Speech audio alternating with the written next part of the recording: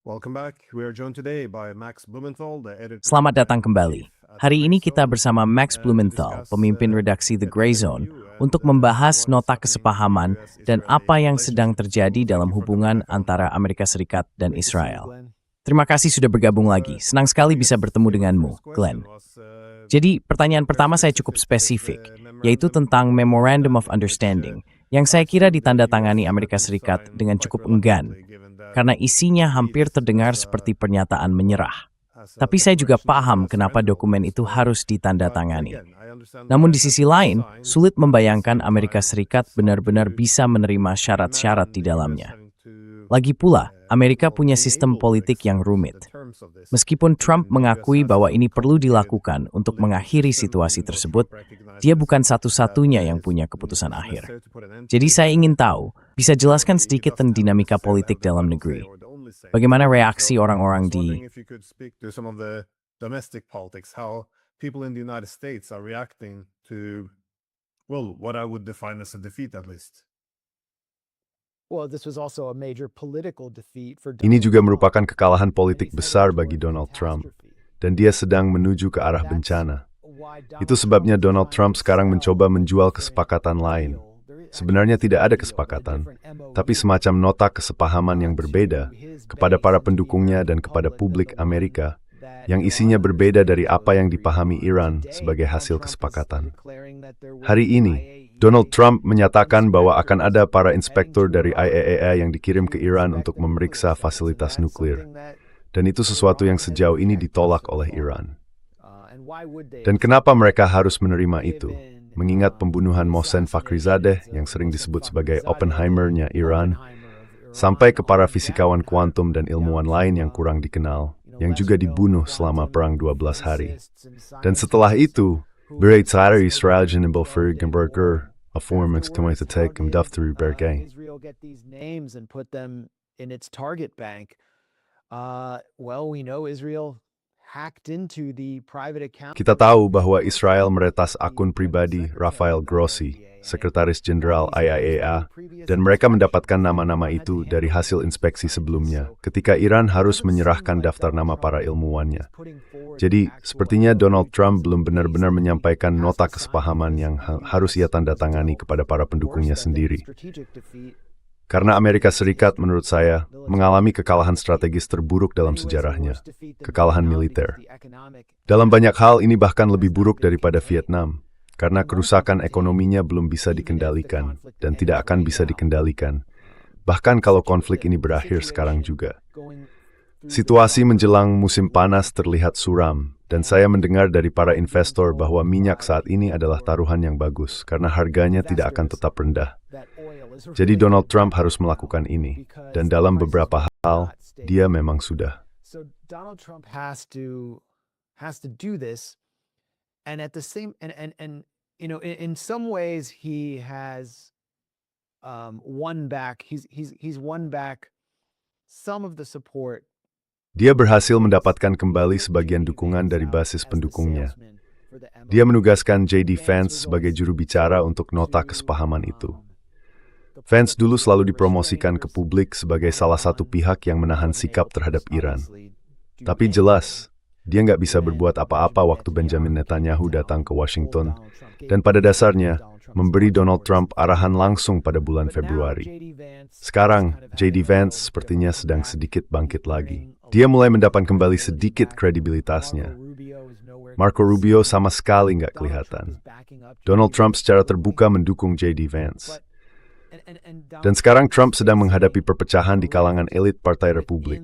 Kelompok Republik yang sejalan dengan George W. Bush dan berorientasi neokonservatif sedang marah besar soal nota kesepahaman itu. Sementara kelompok Israel First di Partai Republik, seperti Ted Cruz dan Roger Wicker di Komite Hubungan Luar Negeri, Mujau Nebrace Laistek Kirzes. The Foreign Relations Committee, they're obviously up in arms. And then you have like the Zionist movement. Lalu ada gerakan Zionis yang dulu mendukung Trump, sekarang justru menyerangnya. Termasuk lewat koran milik Miriam Adelson di Israel, yaitu Israel Hayom, media propaganda pro-Netanyahu. Kita bisa bahas itu nanti, tapi intinya, sekarang mereka sedang menyerang Donald Trump. Tiba-tiba saja Trump jadi tidak populer di Israel. Mereka merasa begitu berhak sampai bisa berbalik melawan dia dalam sekejap.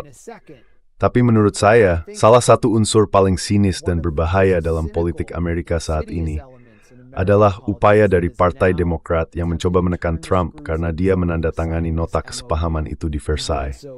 Simbolismenya jelas, seolah-olah menandatangani semacam deklarasi penyerahan diri di Versailles.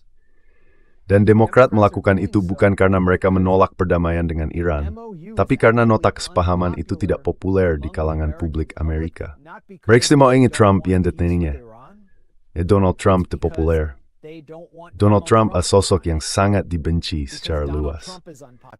Donald Trump is a widely hated figure, so anything associated with Trump is Jadi apapun yang berhubungan dengan Trump pasti gagal.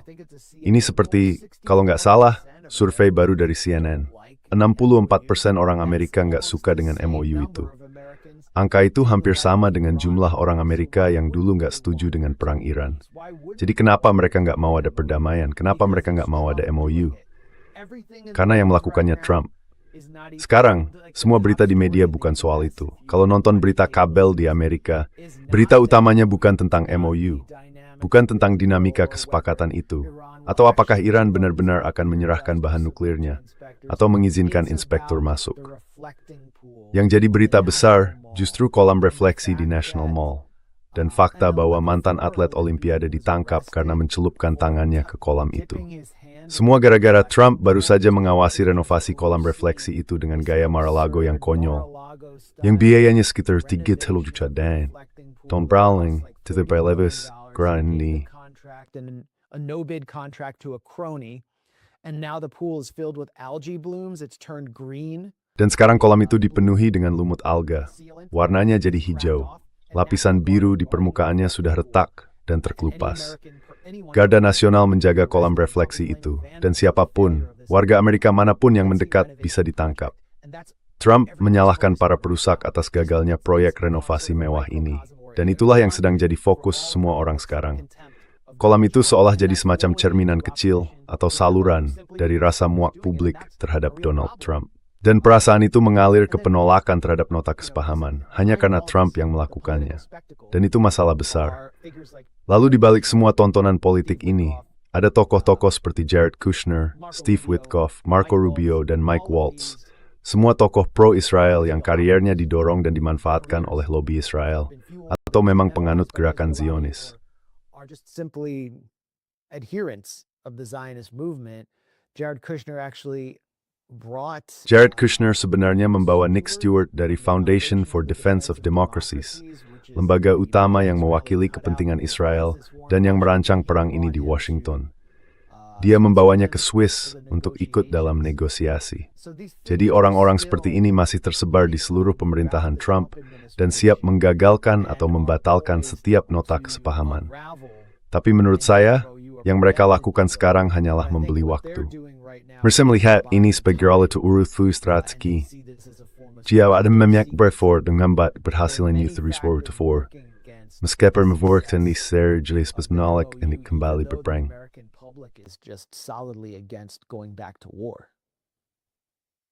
Yeah, well, what is said about Trump? Jadi soal yang kamu bilang tadi tentang Trump yang bicara soal MOU yang berbeda, menurut saya itu cukup jelas. Bukan cuma soal dia berargumen bahwa IAEA harus turun tangan, tapi juga karena dia bilang Amerika Serikat nggak perlu bayar sepeser pun. Padahal MOU itu sangat spesifik. Di situ disebutkan bahwa dia mengancam Hezbollah supaya berhenti. Ya, apa yang dia sebut sebagai perilaku yang mengganggu, kalau nggak salah. Tapi faktanya, yang masih menduduki Lebanon itu justru Israel. Jadi semua poin dalam MOU itu, termasuk juga ancaman terhadap Iran selama proses negosiasi, sebenarnya dilarang. Tapi kelihatannya, dia memang nggak berniat untuk mematuhinya.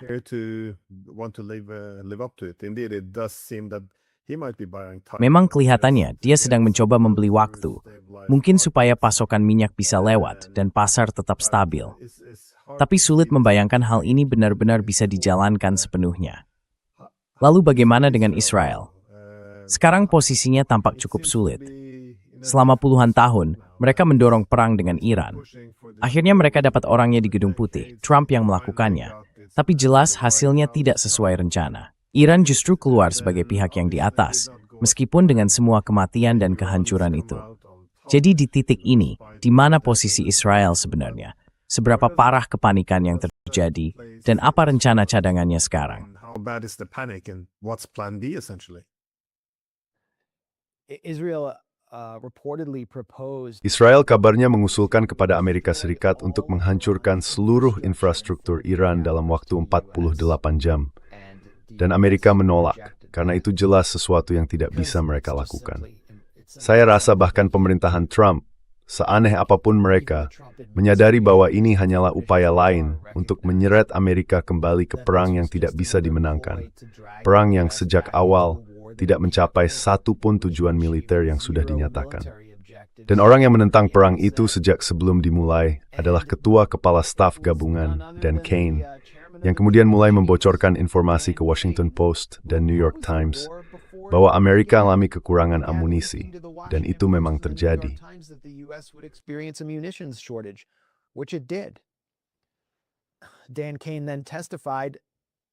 Dan Kane kemudian memberikan kesaksian di hadapan Komite Hubungan Luar Negeri Senat. Kalau tidak salah, dalam sesi tanya jawab dengan Senator Dick Durbin, dia mengatakan bahwa Angkatan Laut Iran belum hancur, dan Amerika Serikat tidak bisa secara militer membuka Selat Hormuz.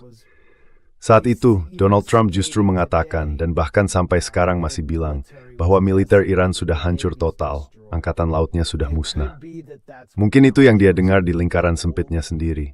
Tapi menurut saya, itu cuma narasi yang ingin dia sampaikan ke para pendukungnya, supaya dia bisa terus menjual MOU itu setelah kekalahan ini.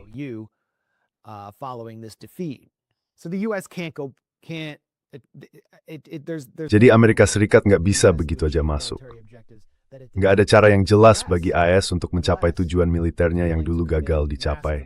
Kecuali kalau mereka mau mengerahkan kekuatan udara besar-besaran dan siap kehilangan banyak pesawat, mungkin juga pilot, bahkan berisiko pilotnya ditawan, demi menghancurkan kota-kota rudal Iran dan kemampuan pertahanannya. Dan mereka jelas nggak mau melakukan itu. Perang itu dijalankan dengan senjata jarak jauh. Jelas, setelah kehilangan beberapa F-15 dan satu F-35 hampir jatuh, AS nggak mau lagi mengerahkan kekuatan udara dalam jumlah besar yang sebenarnya dibutuhkan. Iran punya doktrin militer yang sangat cerdas, yang dasarnya adalah bertahan hidup. Saya bahkan sempat nonton pertandingan Piala Dunia Iran lawan Belgia, dan di situ kelihatan banget ada kemiripan antara strategi Iran di lapangan dan doktrin militernya. Semuanya berpusat pada satu hal, bertahan hidup. And Iran's military doctrine, which is just based around survival. And that was such a wise doctrine. Dan itu adalah doktrin yang sangat bijak terhadap Kekaisaran Amerika Serikat, yang bahkan tidak punya kemauan politik untuk sekadar mengikis kemampuan Iran dalam menahan serangan. Tidak ada kemauan politik di dalam negeri. Persediaan amunisi pun tidak memadai. Akibatnya, Israel dibiarkan sendirian. Sekarang Israel jadi jauh lebih terbuka, mungkin lebih rentan daripada kapanpun sejak krisis Suez dan perang tahun 1956. Itu juga berarti gerakan Zionis ikut terekspos. Semua yang mereka katakan kini terbentur pada kenyataan keras yang dialami 99% orang di Amerika Serikat dan di seluruh dunia. Bencana ekonomi yang muncul akibat perang mereka, dan makin banyak orang mulai sadar bahwa pada dasarnya ini adalah perang yang digerakkan oleh Zionisme.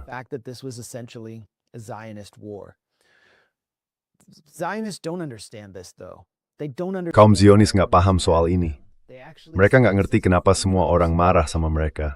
Mereka justru melihatnya sebagai bentuk penganiayaan, sebagai antisemitisme. Dan mereka nggak memperbaiki atau menajamkan pesan mereka.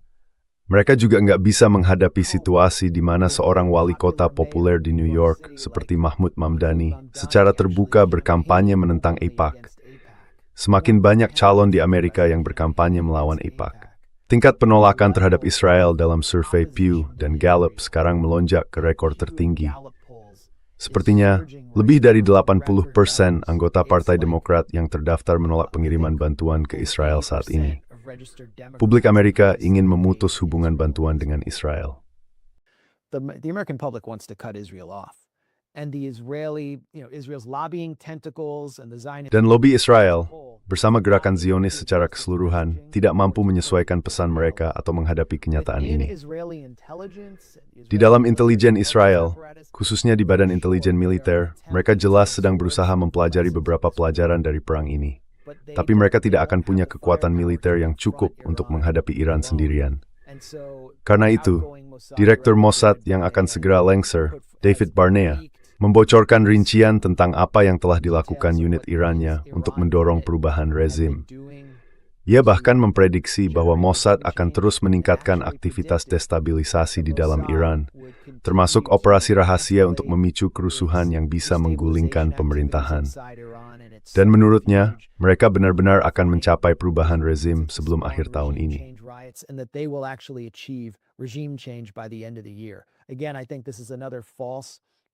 Menurut saya, ini lagi-lagi cuma ramalan yang salah, dibuat untuk membenarkan prioritas birokrasi mereka, mendapatkan anggaran, dan juga menjaga agar Amerika Serikat tetap terpesona dengan citra intelijen Israel. Tapi sekali lagi, mereka sebenarnya nggak punya strategi yang jelas di sana.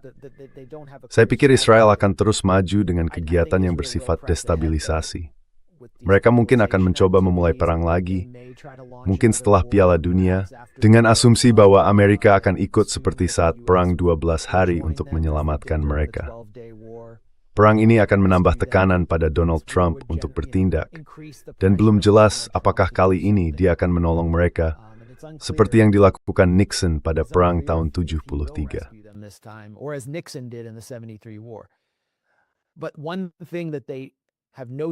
Tapi satu hal yang sama sekali tidak mereka punya strategi untuk menghadapinya, yang mereka juga tidak siap hadapi, dan yang benar-benar tidak bisa mereka terima adalah hilangnya dukungan dari publik Amerika, serta makin banyaknya elemen di dalam kalangan politik Amerika yang mulai berjarak dari mereka.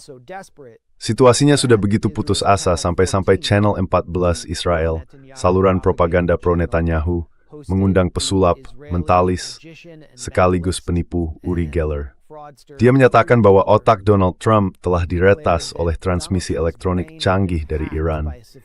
Dan itulah sebabnya dia menandatangani nota kesepahaman itu. Hal seperti ini menunjukkan cara berpikir di Israel saat ini, kalau itu masih bisa disebut berpikir.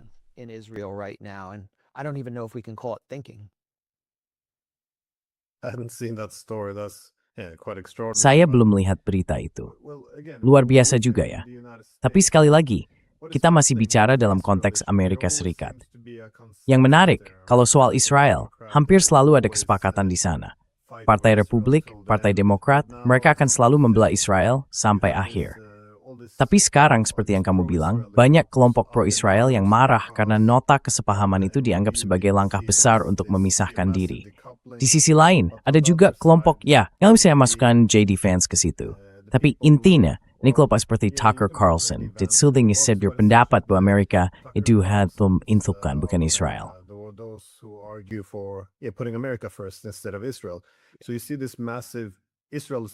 Jadi kita lihat sekarang, isu tentang Israel ini jadi sangat terpolarisasi. Tapi bagaimana hal itu berpengaruh terhadap kelangsungan nota kesepahaman itu? Karena jelas ada banyak pihak di Amerika Serikat yang ingin menggagalkannya. Saya rasa Israel juga mungkin punya keinginan yang sama, dan sepertinya Iran sudah mulai menyadari hal itu. Mereka tahu, menurut saya, apa yang sedang direncanakan Washington, yaitu menunda-nunda, secara perlahan melemahkan isi kesepakatan, dan akhirnya tidak menjalankannya. Kelihatannya memang itu yang akan terjadi. Tapi Iran sudah menunjukkan bahwa mereka siap mundur begitu Trump mulai mengancam mereka. Jadi tampaknya mereka memang sedang bersiap menghadapi kemungkinan itu.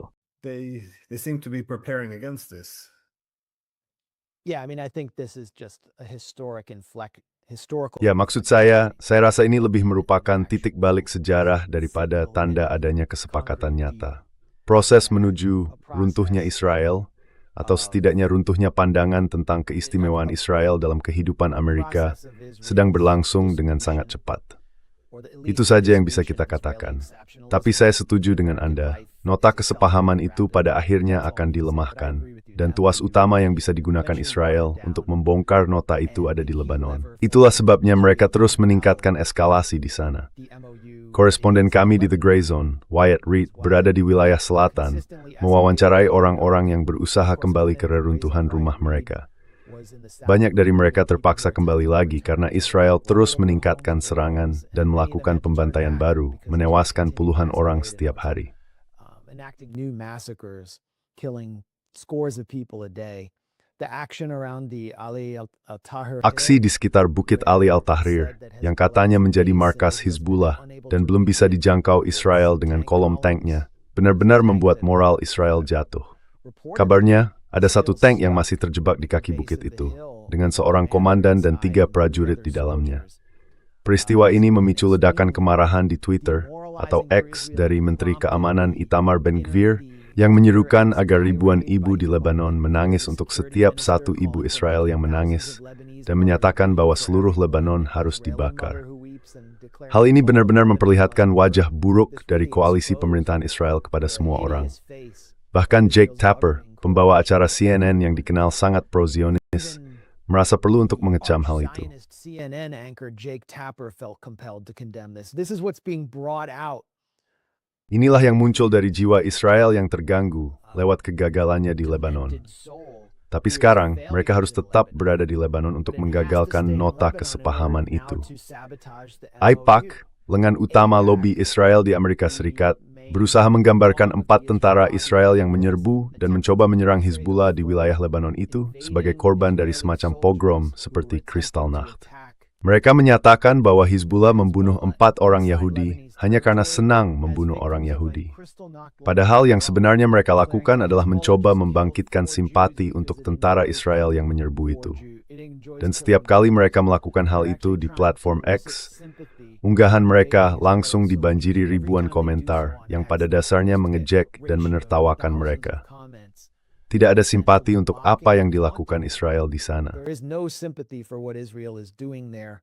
J.D. Vance was asked in Switzerland by an J.D. Vance ditanya di Swiss oleh seorang jurnalis Arab tentang aksi genosida Israel di Lebanon. Wartawan itu benar-benar menggunakan kata genosida. Dan J.D. Vance menjawab, "Kamu tahu, dulu kita akan melihat Joe Biden, Barack Obama, atau siapapun bawahan mereka langsung mengecam wartawan itu karena memakai istilah itu. Tapi J.D. Vance hanya mengangkat bahu dan berkata, tidak ada yang berbuat lebih banyak dari kami untuk mencoba meredam kekerasan di Lebanon. Dan kalau nota kesepahaman itu benar-benar ditegakkan, Israel akan dibatasi di Lebanon. Itu akan menjadi kegagalan militer yang bisa jadi lebih parah bagi Israel dibandingkan dengan yang terjadi dengan Iran.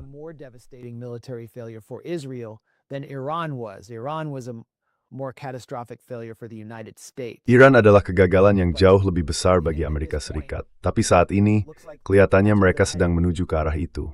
Dan Lebanon akan jadi tuas utama untuk membongkar nota kesepahaman itu. Selama Hezbollah terus menimbulkan kerugian dengan drone FPV, rudal Kornet, dan senjata anti-tank lainnya terhadap Israel, nota kesepahaman itu masih akan bertahan. Dan satu hal lagi, karena kamu tadi menyebut Tucker Carlson. Tucker Carlson, kalau tidak salah kemarin, dalam sebuah wawancara di podcast, bilang bahwa dia sudah selesai dengan Partai Republik. Padahal Tucker Carlson berasal dari inti sebenarnya Partai Republik, dari arus utama partai itu. Dia dulu bahkan tidak dianggap sebagai orang ekstrem, sayap kanan atau populis, sampai beberapa tahun terakhir saja.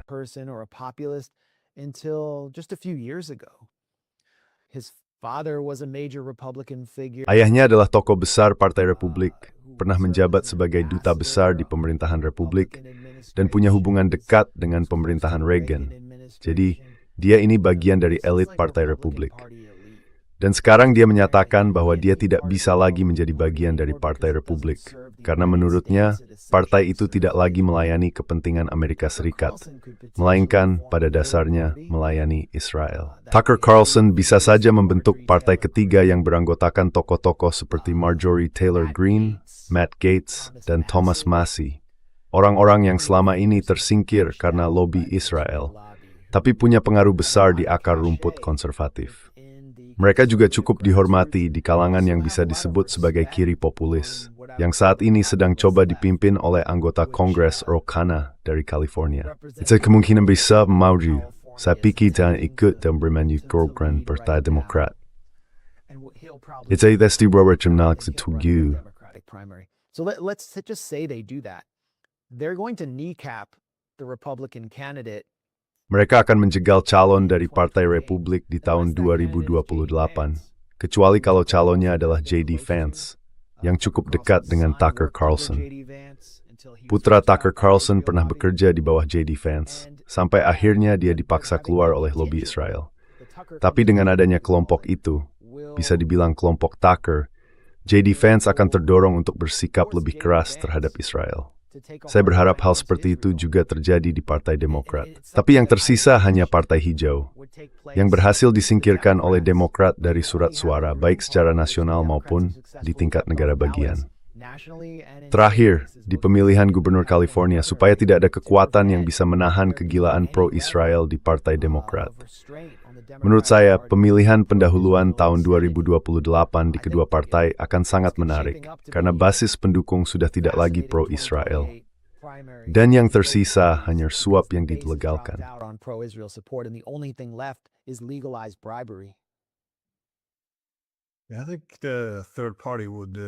Menurut saya, kehadiran partai ketiga sebenarnya akan membawa banyak manfaat. Karena dalam sistem dua partai yang sangat terpolarisasi seperti sekarang, salah satu pihak hampir mustahil bisa berpindah ke pihak lain. Tapi kalau ada partai ketiga, partai itu bahkan tidak perlu menang. Cukup dengan keberadaannya saja, bisa memaksa dua partai besar untuk menyesuaikan diri, supaya mereka tidak kehilangan basis pemilihnya. Tapi ada satu pertanyaan terakhir, yang cepat saja. Mengingat begitu banyak hal yang dipertaruhkan bagi Israel, mereka bisa kehilangan dukungan tanpa syarat dari Amerika. Seluruh kebijakan perdamaian lewat kekuatan, kalau boleh dibilang, yang didasarkan pada pendekatan clean break dan gagasan Israel Raya, semua itu tampaknya sedang dipertaruhkan saat ini. Menurut Anda, apa yang bisa dilakukan Israel dalam situasi putus asa seperti itu? Apakah menurut Anda, penggunaan senjata nuklir secara nyata untuk menjuking tekmerkat praktik virtual kemungkinan? Sesuai mahalan, mereka menembor atau menyesuaikan tour di strength Havdina. Data menimbulkan pertanyaan besar. Apa yang sebenarnya bisa naik bisnesnya? Yeah, that's a great question, and that's the question on Ya, everyone's mind. itu pertanyaan yang sangat bagus. Dan memang itu pertanyaan yang ada di benak banyak orang sekarang. Karena siapapun yang benar-benar memperhatikan hal ini, yang masih berpikir kritis, pasti paham bahwa Israel adalah negara yang sudah ketinggalan zaman. Negara kolonial berteknologi tinggi dan bersenjata nuklir, yang keberadaannya tidak sesuai dengan konteks sejarah, dan berada di luar tatanan hubungan internasional yang normal, dan ingin merombak hukum internasional demi kelangsungan hidupnya sendiri. Negara itu tidak punya batas yang jelas. Maksud saya, mereka menolak menetapkan batas, dan terus-menerus menduduki jutaan orang yang sebenarnya merupakan mayoritas di wilayah antara sungai dan laut. Jadi, negara yang bisa dibilang berperilaku gila ini, demi mempertahankan karakter etnosupremasisnya, cenderung melakukan tindakan keji dan bisa melakukan apa saja. Saya rasa kita belum melihat seberapa buruk Israel dengan Kiev. I don't think we've seen the worst of what Israel's capable of. It's boasted of its ability to infiltrate. Mereka membanggakan kemampuannya untuk menyusup ke peralatan komunikasi rumah tangga biasa, seperti pager atau ponsel, dan mengubahnya menjadi bahan peledak. Jadi, apa yang akan mereka lakukan kalau sudah terpojok? Apakah mereka akan melakukan pembunuhan terhadap para pemimpin yang bukan bagian dari kelompok perlawanan non-negara seperti Hizbullah atau Hamas? Apakah itu sudah terjadi? Apakah mereka akan mulai menggunakan kekerasan terhadap anggota media? Sebenarnya, sejauh mana kemampuan mereka? Saya tidak mau berspekulasi.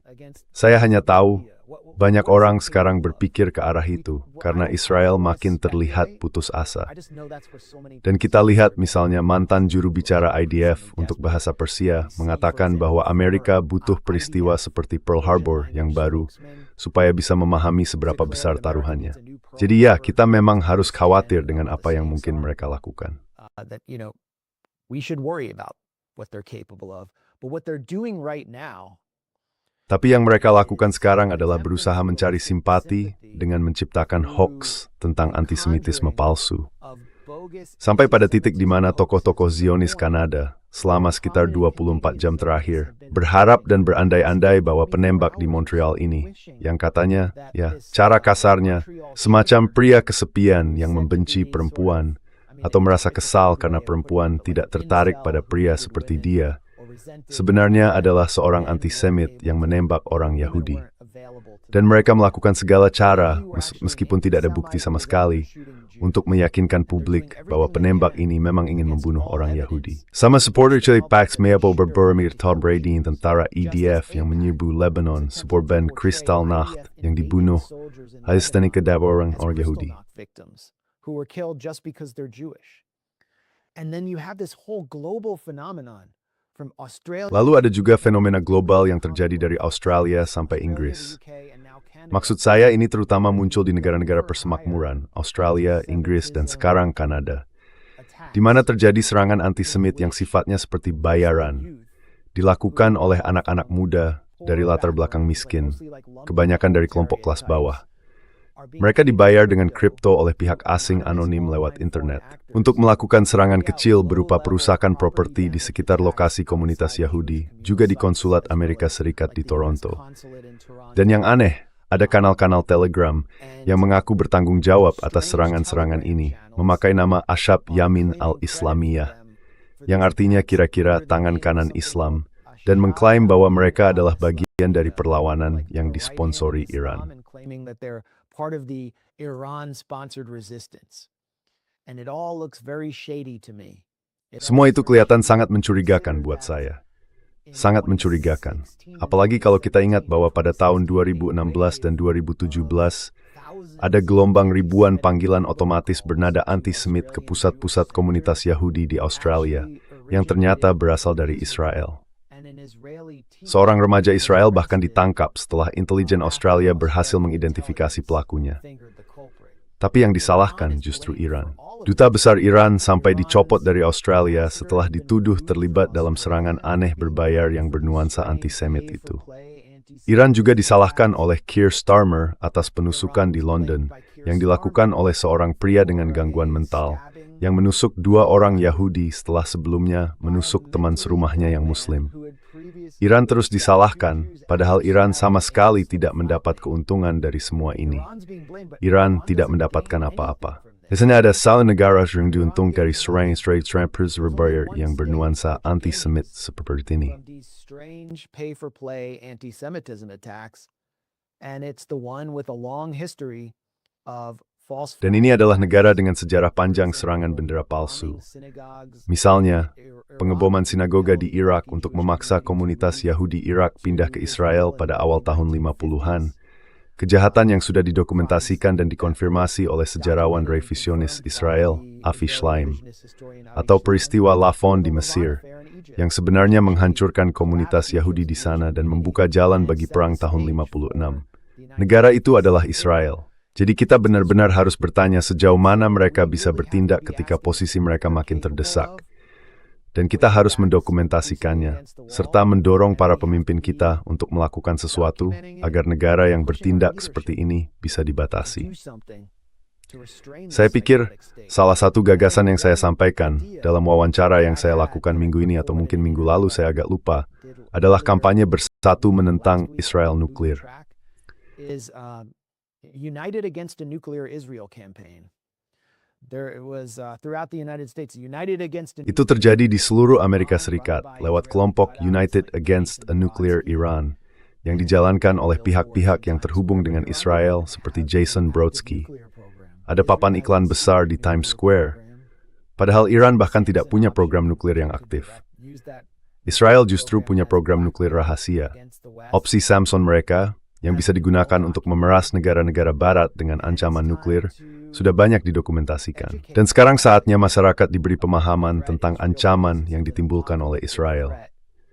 Ini ancaman yang bersifat apokaliptik, sambil kita juga menjelaskan betapa pentingnya membongkar sistem apartheid mereka, yang sebenarnya menjadi inti dari krisis ekonomi global yang sedang menimpa hampir semua orang di dunia saat ini. Well, Max, thank you so Banik, much for Max, taking nirmast time bamers to kung break waktu sini this nielog down. temat salapred. Sa nintaw tautan ka the gray zone di deskripsi. Jadi, trakasabak. So thank you very much. Yeah, we've got a new Ya, kami baru saja mempublikasikan artikel baru tentang serangan gun for hire di The Gray Zone. Ya, kami bisa menemukan di thegrayzone.com. is where you'll find it. I'll leave it Saya juga linked through as Tatlista. well. Thank you. Rimhasi. Termasuk dia. A lot.